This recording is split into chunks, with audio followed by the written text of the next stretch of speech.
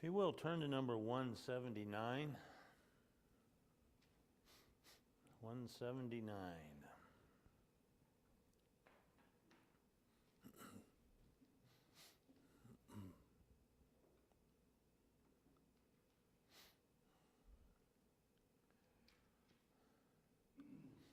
And then as for this, well, that's Dennis to open us with a prayer.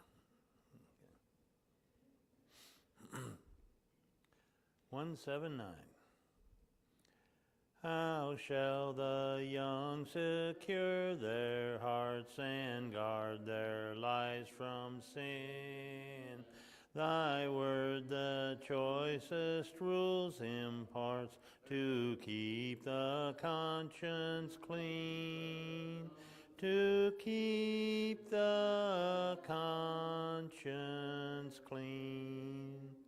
'Tis like the sun, a heavenly light that guides us all the day, and through the dangers of the night, a lamp to lead our way, a lamp to lead our way.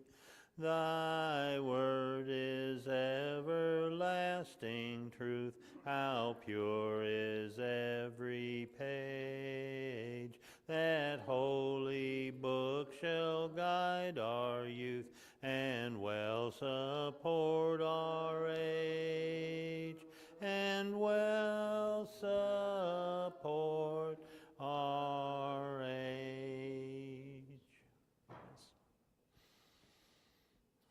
Holy Father, we bow before you and give you all praise, honor. Holy Father, we realize that you are the Almighty One, that you are the direction this universe was created. We thank you, Father, for your written word, for all that's contained therein. We're thankful, Father, that you give us this history of what's happened over the course of time, that we might read and study and better understand you and your love for mankind that you have provided for those who will indeed follow your will, not only in this life, but in the life to come. We pray, Father, that the time that we spend this morning in study of your word together will be productive, Father, in our hearts, that we might grow closer to thee as a result of looking into the things you've left for us to read and understand. We pray that you would be with Mike as he directs our minds, and bless his listeners to participate, have our minds centered upon your truths. We're thankful for Jesus. It's in his name we ask our prayer. Amen. Matthew chapter 26. Jesus and his disciples had completed their Passover meal. Judas left to inform the chief priests of Jesus' whereabouts. The disciples and their Lord sang some hymns. Then they left the upper room, walked through the city streets, out the city gate, crossed the Kidron Valley, and up the Mount of Olives.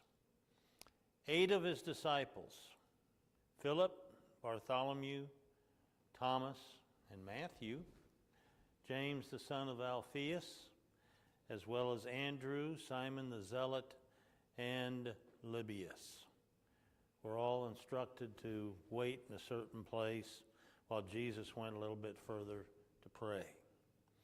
Only Peter, James, and John were invited to accompany Jesus to his place of prayer. Jesus' hope was that they would comfort him and provide him strength with what was coming. But that was not to be. Instead, the flesh was too weak, and they slept while he prayed. After praying the third and final time, accepting his fate to God's will, Jesus returns to the 3, and while telling them that they may continue to rest, he notices men coming his way. Changes his tone and instructs the three to arise, giving them the courtesy of facing their enemy face to face and on their feet. So they're going to go from sleeping to abruptly awakening, standing up on their feet, and then fleeing the scene as Jesus is taken away. It's Thursday night before midnight, possibly 10 p.m., and Jesus is going to be up all night. From one court to the next, he's going to be tried. We only know where John and Peter will be during this time. After fleeing from the Mount of Olives, nothing is said about the location of the other apostles who fled. We find that women would watch the crucifixion from a distance, and it would be others who would ask for Jesus' body, not his disciples, not the apostles. Not even the apostles carried his cross to Calvary, but another disciple. Now we find Judas and the Jews arriving to where Jesus is. Verse 47. While he was still speaking, talking to the three, behold, Judas, one of the 12, with a great multitude with swords and clubs, came from the chief priests, elders of the people. Now his betrayer had given them a sign, saying, whomever I kiss, he is the one. Seize him. Immediately he went up to Jesus and said, greetings, Rabbi, and kissed him. But Jesus said to him, friend, why have you come? Then they came and laid hands on Jesus and took him. Suddenly one of those who were with Jesus stretched out his hand, drew his sword, struck the servant of the high priest, and cut off his ear. But Jesus said to him, put your sword in its place, for all who take the sword will perish by the sword. Or do you think that I cannot now pray to my Father, and he will provide me with more than 12 legions of angels? How then could the scriptures be fulfilled, that it must happen thus? In that hour, Jesus said to the multitudes, have you come out as against a robber, with swords and clubs to take me? I sat with you daily with you, teaching in the temple, and you did not seize me. But all this was done that the scriptures of the prophets might be fulfilled. Then all the disciples forsook him and fled. In John's gospel account, he wrote that Judas knew the place where Jesus would be because he had many times come here before with his disciples.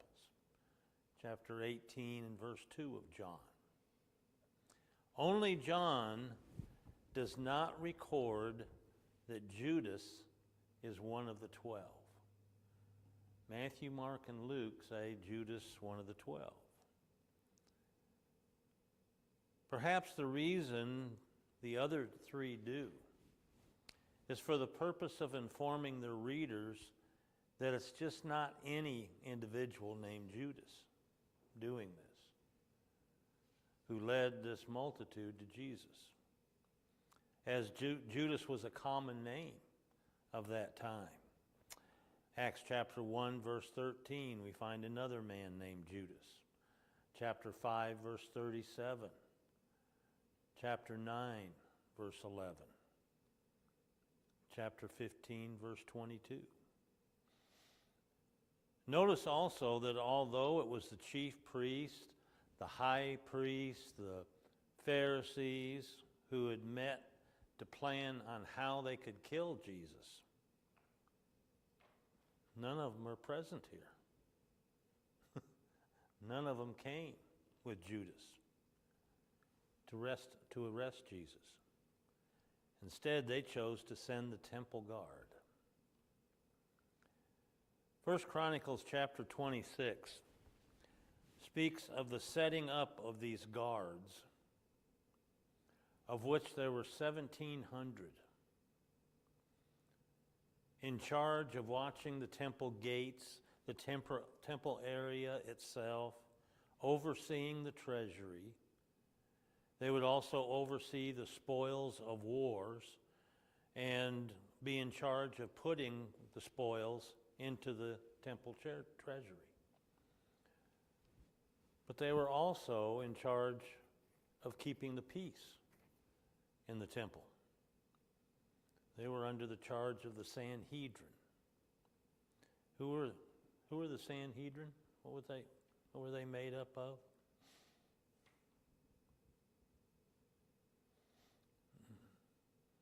There were 70 of them.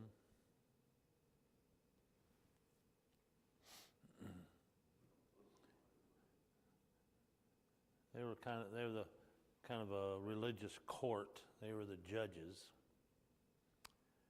made up mostly of Pharisees, but also Sadducees.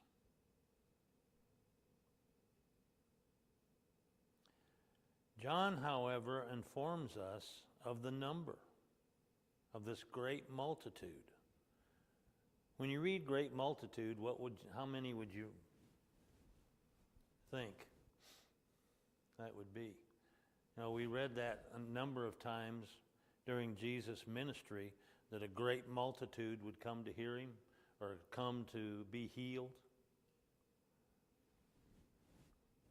So how many would a great multitude be? Hundreds? I don't know if there's a number, but I'm just saying, if you told me a great multitude, I'd probably think thousands. Yeah, it could be, yeah. Well, I mean, in the case of when he fed the 5,000, it was a great multitude, or the 4,000. But here John tells us that Judas had received a cohort of soldiers. Well, a cohort consists of 600 men. John 18:3.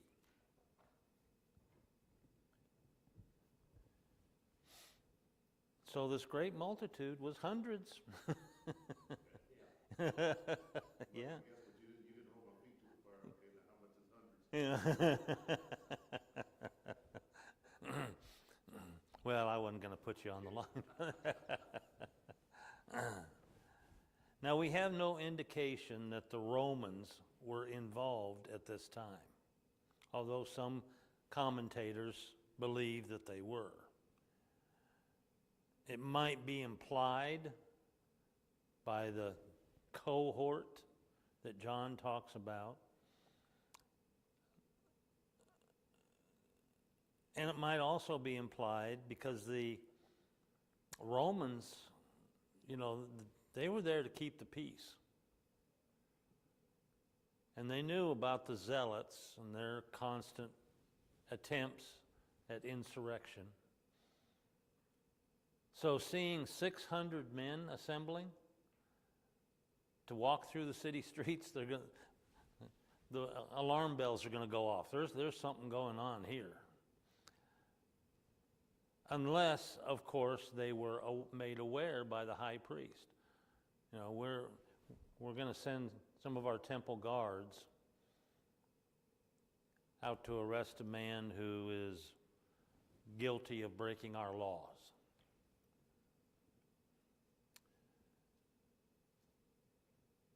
But when you consider the weapons that Matthew says and Mark says that they carried, swords and clubs, or staves, the King James says, would Roman soldiers be carrying something like that? I mean, they're going to have their swords, two-edged sword. They're going to have their shields. What else do they usually carry? Spears.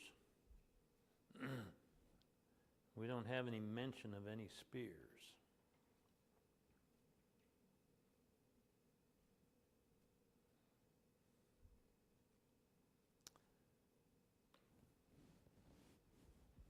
Luke doesn't say anything about what they brought.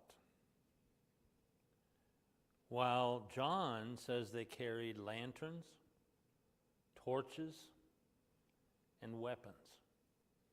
John 18:3. Now the stave that the King James says instead of club, like the New King James, was a stick or a pole. Mostly a narrow strip of wood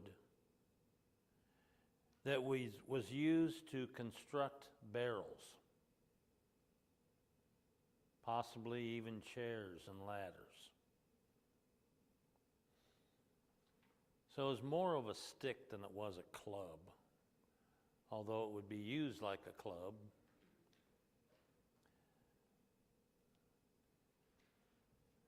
However, none of them mention what they brought with them to tie Jesus up. We know they bound him. I mean, only John in John 18:12 mentions that Jesus was bound before they led him away. Some commentators contend it was ropes and chains. But it was something. It didn't have zip ties back then, so it wouldn't have been that. Or handcuffs. So, do you think it was overkill to have 600 men so armed? I think it is though, but let's say thought Jesus had an army behind him or something like that. A lot of his followers, but apparently he would have known that if Judas had been the one that told him. Hmm. There's only a few of them. Yeah. I've seen to me like 600 would. Critics argue that this is being blown out of proportion. It didn't really happen this way. Because, who would send that many for one person? But when we take into account the Jews and their mindset, yeah, they're thinking all these multitudes that have been following Jesus, he's got a great army that, they could rise up and try to protect him and defend him. So we need to make sure that we're able to get him. Not to mention all the times that Jesus escaped their attempts to try to take him. Well, that Jesus didn't call upon his army because he had called on legions. Yeah. Like he tells his disciples there, do you think that I couldn't, they could have brought 100,000 soldiers and it wouldn't have made a difference. So. Maybe they were worried about the zealots who were constantly in the area making problems. And Simon being one of the zealots himself.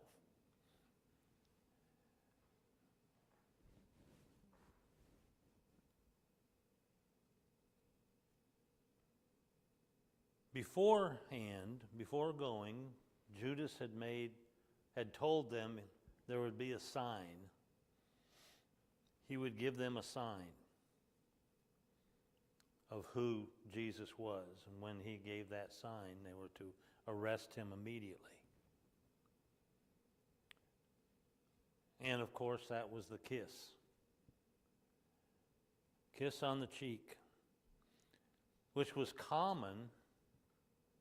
It was a common greeting among friends, particularly beloved teachers. as he greets Jesus, teacher, rabbi. This isn't an act of revenge on Judas's part, but it's all part of his plan to force Jesus into completing the establishment of the kingdom. He believes that Jesus has the power to stop this.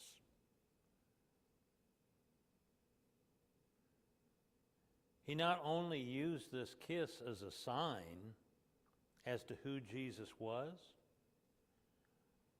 but I think he also did it as an act of respect for Jesus. At least to him, he was justifying his actions. Mark says, upon arriving, Judas immediately went to Jesus, calling him master, and gave him this kiss. Mark 14, verse 45. In other words, Lord, I'm doing this for your sake. The sake of the kingdom that you said you were going to establish. I'm still on your side. So let's stop what's going on here and get this kingdom established.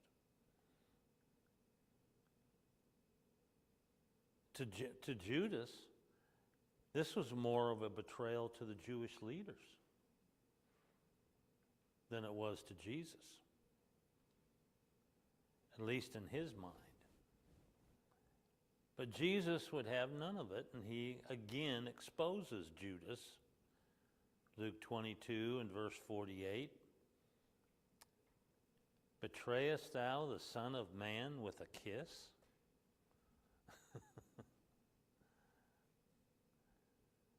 Now the question we must ask ourselves is, did Judas get ahead of himself? Did he get ahead of this cohort before they actually got there and saw him identify Jesus? The kiss was meant to identify who Jesus was so they could arrest him. And John informs us, after the kiss, Jesus then steps forward and identifies himself to them. I'm the one you're looking for. Well, supposedly the kiss already did that. Apparently, those needing to know who Jesus was by the sign of the kiss had not yet arrived. So Jesus had to identify himself. John 18, verse 4 and 5.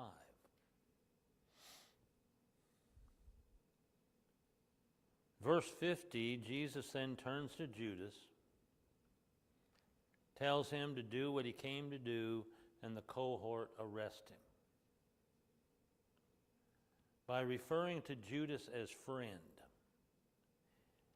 he is once again rebuking Judas for his treachery, while appealing to his conscience to repent. The Greek word here used for friend is not the type used for someone beloved, but merely a disciple, merely a companion.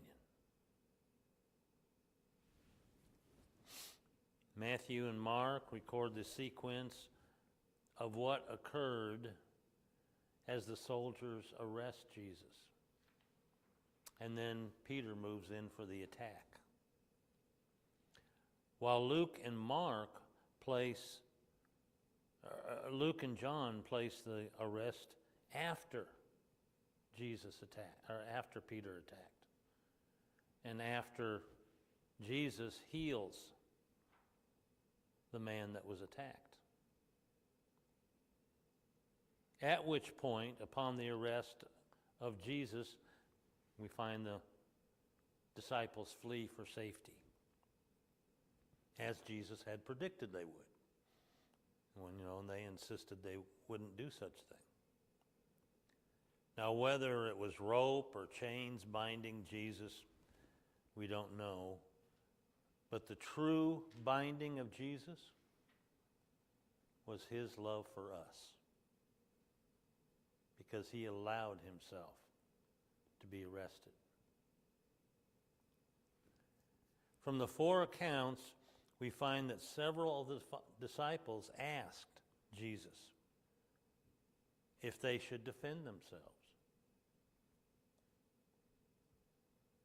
At which point, only Peter steps forward against the high priest's servant. Apparently, he was the closest one to Jesus, ready to this servant ready to arrest and bind Jesus. And Peter was not going to allow that to happen. John 18:10. Earlier, when Jesus was informing his disciples of his death, Peter rebuked Jesus for saying such a thing. And what was Jesus' reply?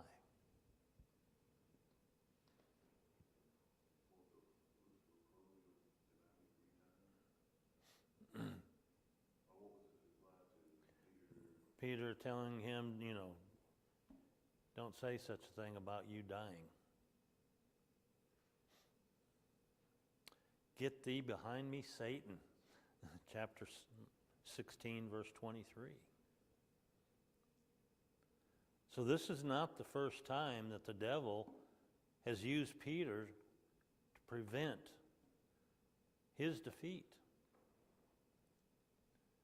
Therefore, thinking he would prove to Jesus how dedicated he was, Peter was willing to get killed in the process of taking as many as he could with him.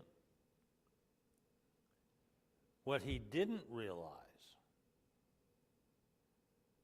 was that he was only reassuring the Jews that Jesus and his disciples were dangerous. They needed those 600 men and their weapons, because they're going to fight just as we thought they would. But doing so would rob Jesus of his rightful claim when he told Pilate, "My kingdom is not of this world." John 18:36.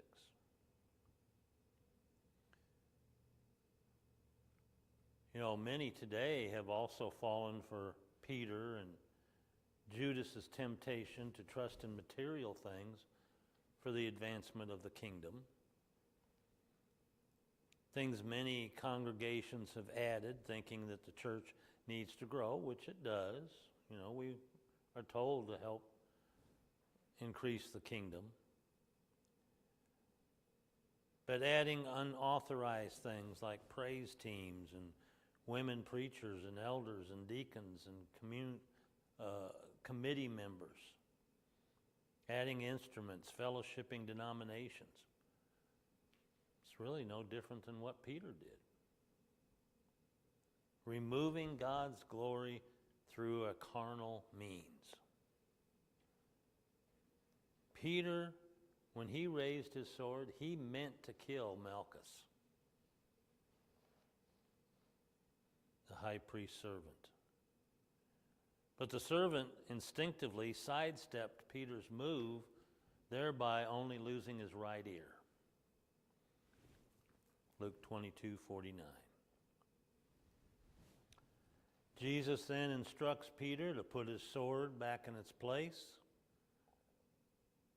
Didn't tell anyone else to throw their weapons away and never use them again. Taking the sword and perishing by the sword simply meant to say, killing only leads to more killing. There's a time and a place for the sword. But this was not it. the plan had been set in place for Jesus to give his life at Calvary. And that could not be prevented. Plus, this was a teaching moment to show the Jews and others that violence was not what the kingdom of heaven was about. Unlike the Muslims who believe that that's what their kingdom is about. The kingdom would not be established like worldly kingdoms had been, by force. Jesus then asked Peter and the other disciples if they assume they're the only ones that could have prevented this from happening. Do you really think that I couldn't escape? That I couldn't prevent this from happening if I wanted to? Jesus had 72,000 angels at his disposal if he chose to use them. And these 600 soldiers would have been defenseless.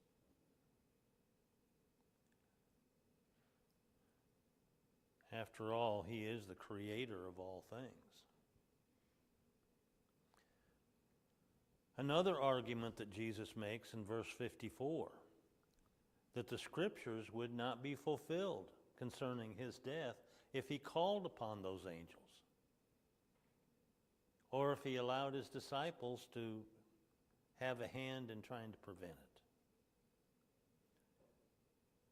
But Judas, Peter, anyone else attempting to defend Jesus was guilty of trying to destroy God's eternal plan.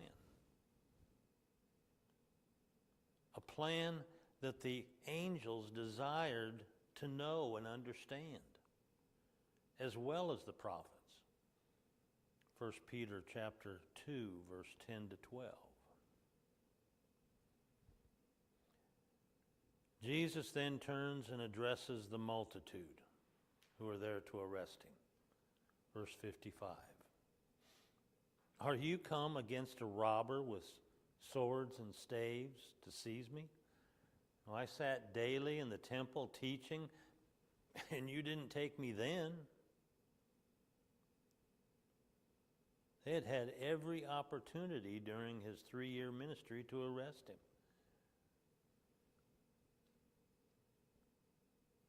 But they didn't. They chose the cover of the Passover and the late evening hour to do this. Here we find two opposing views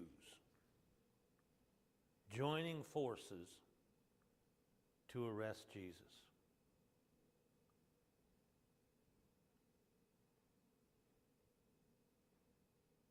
What opposing views do you think that is?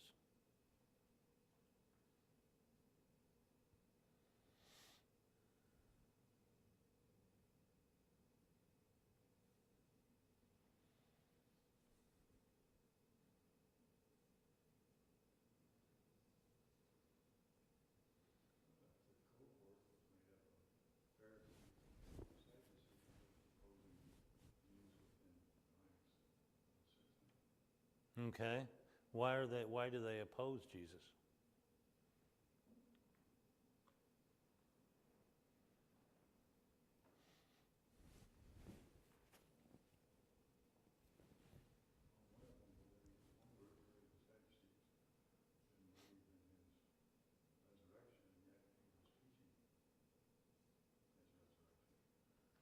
Mm-hmm.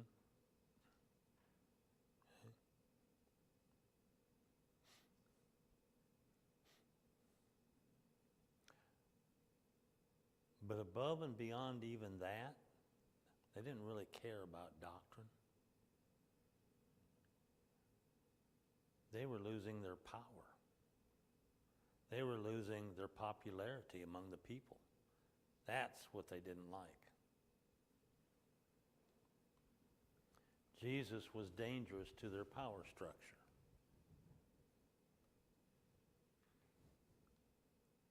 while Judas is betraying Jesus because Jesus refused to destroy their power structure and establish his kingdom.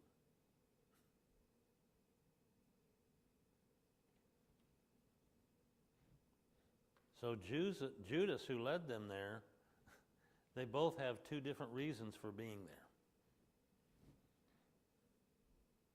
And this is how crafty the devil is.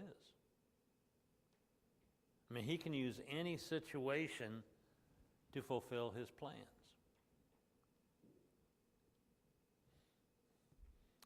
And Jesus was nothing like the robber that they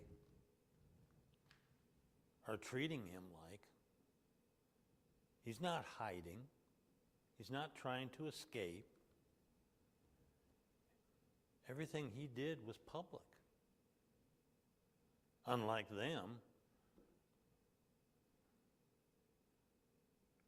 the reason the Jewish leaders had made no attempt to arrest him until now is because they were afraid of the multitude. They were afraid of the people. What the people would think if they did it. Verse 56, Jesus tells them they are involved in something that was foretold by the prophets. And possibly this stance by Jesus plus the multitude is what's causing his disciples to flee. Now John says Jesus requested that his disciples be allowed to depart. John 18:8. It was not their time. They needed to fulfill their part of the plan, preaching the gospel to all nations. Just a few hours earlier, they had all denied that they would ever abandon him. They all claimed that they would die with him. But now they readily flee for their lives, fulfilling Jesus' words. Matthew includes himself in this statement, verse 56, all the disciples forsook him.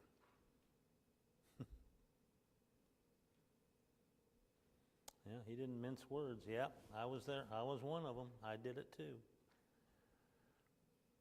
At this point, Jesus has turned over his will to the Father. He's now prepared to face the hours of suffering and shame, something none of us will ever know. How strong we will be when if we're ever faced with such a situation.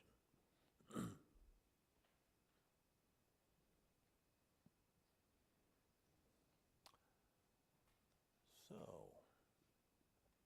I think next week we'll maybe finish up this chapter. Any questions, comments, thoughts? Mm-hmm.